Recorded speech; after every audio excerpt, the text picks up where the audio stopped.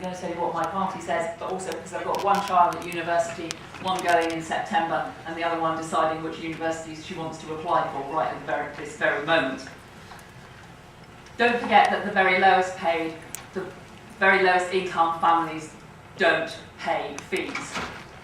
The other point is that although it's structured as being fees, it's not something that you pay up front. It's paid off through the tax system when you're earning over 15,000. Having said that, yes, Mr. President, I have some courage because I don't want to see the fees rising any further. It's all out for review at the moment. Have the NUS proposals gone into that independent review? There's no official representation in the Brown Review, no, but they all have the documents that have been provided by the NUS. Right, okay, that's something I wanted to know about. That review is on the whole system of funding and support for students, and it won't report back until later in the year, so I can't tell you what would definitely happen. My view is that the fees shouldn't go up. And if I were elected, that's my personal view. If my party decided something different, if I were elected, I would do my very best to be amongst those to lobby to change that, to keep the fees down, or to change to something like your NUS proposals. Okay, thank you. A question from the gentleman with the t-shirt back. You say that students from lower income families that get scholarships, but what about students from higher income families whose parents don't want to pay fees? Well, as Hattie rightly said, you're not actually paying until you graduate, until you earn a lot of money afterwards. So, it's not you're not actually suffering financially while you're being a student, or if you graduate because you take up a relatively low-paid job. And actually, since we've spoken about social justice, I think there's a genuine point. I don't see why someone who may be unemployed or who may be a street sweeper at Bath should pay for other people's university education. All of you going to university will have your lifetime earnings on average about 3 or 4 times as high as people who don't go to university. And the current fees cover about a fifth to a quarter of the cost of your courses. And I think it's not unreasonable to ask you to make a contribution towards the cost of a university education from which you will financially benefit significantly over the course of your lifetime.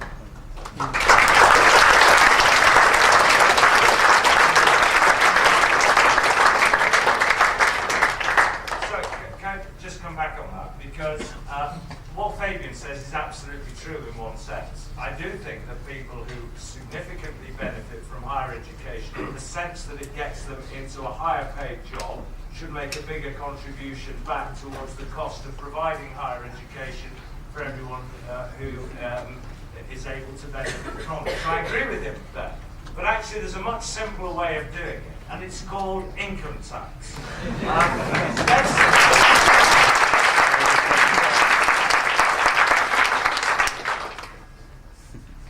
Okay, thank you very much. The next question is James Wilson here.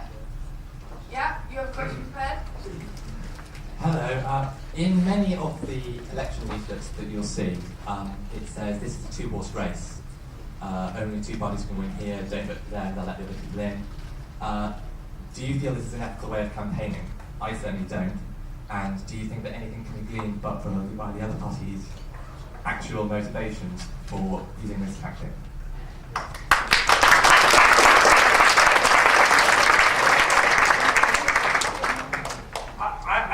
I do use it in my literature, and you raise what I think is a very good question, and I'm grateful you've raised it because I've never stopped to think whether or not it's unethical to say that. The truth is that my problem is that I actually say to lots of people, and if anybody's met me on the doorstep, you will know that this is true. I very often say to people, look, for heaven's sake, even if you're not going to vote for me, at least please go out and vote. And I also say to people who say, look, I'm a passionate supporter of the Green Party or UKIP or the Labour Party or whatever, say if you really believe that, go out and vote. But the problem is, here in Bath, that will make a difference to the outcome, and you need to be aware of that.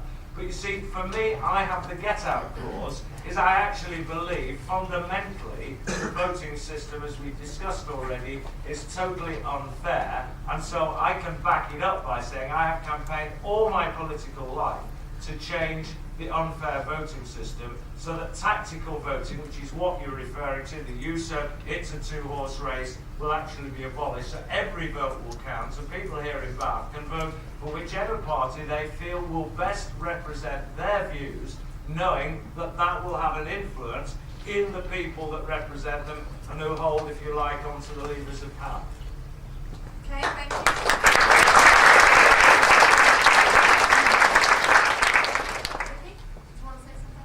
Yes, I suppose I would, because I don't think it is an ethical way to campaign on the doorstep either. I've been confronted with, but it's actually a Lib Dem ploy to always maintain it's a two-horse race, the Greens can't win here, whatever. I'm in exactly the same situation in Bristol West.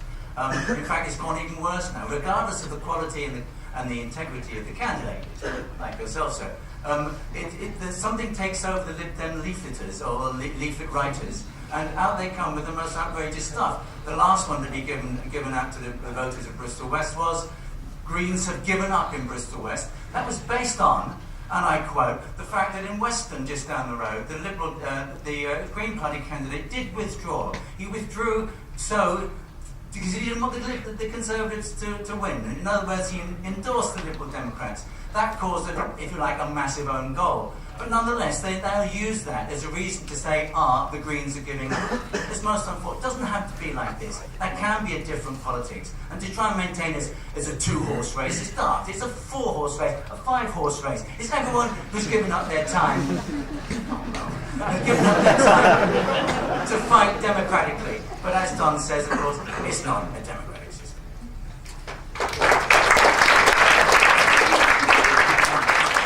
I'd like to say that I think the Green Party are using a two-horse race slogan in Brighton Pavilion.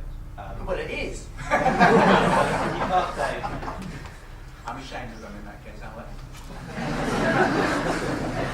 Well, the old quip about when it's a two-horse race thing is used where you vote for a horse if you like, you vote for a real candidate, vote for a real candidate if you prefer. If you go out and vote with your heart, then you'll see what you end up with. You'll see how the votes turn out. Tactical voting has taken hold, not only here in Bath, but in a lot of places. Don got elected in 1992. A load of people were really, really glad to see the back of having a Tory MP, and they've voted Lib Dem ever since. And got to know Don personally. A sitting MP has that inbuilt advantage that everybody knows his face and knows whether he's done work for the constituency or not.